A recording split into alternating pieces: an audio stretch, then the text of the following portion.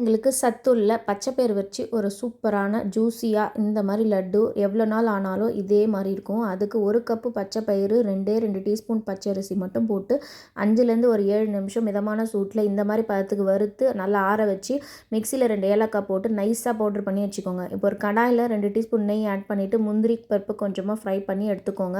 அதுக்கப்புறம் அதே நெய்யில் நம்ம அரைச்சி வச்சுருக்கிற பவுடரை போட்டு நல்லா ஒரு 5 நிமிஷம் மிதமான சூட்டில் நல்லா வறுத்துக்கோங்க, பச்சை வாசனை போகிற வரைக்கும்.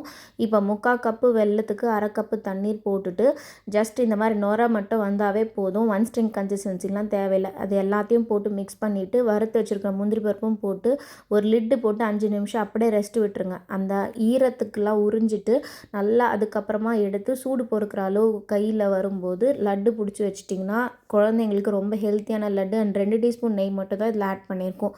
அண்ட் ஸ்போர்ட்ஸ் டே இருந்துச்சு. ஸோ அதுக்காக குழந்தை நல்லா ட்ரில் ப்ராக்டிஸ் பண்ணிவிட்டு அண்ட் ரன்னிங் ரேஸில் கலந்துக்கிட்டான். ப்ரைஸ் எல்லாம் வாங்கலை. ஓகே, கலந்துக்கிட்டதே போதும் அப்படின்னு என்கரேஜ் பண்ணியாச்சு. அண்ட் அதுக்கப்புறமா ஸ்நாக்ஸ் எல்லாம் வாங்கி கொடுத்து வீட்டுக்கு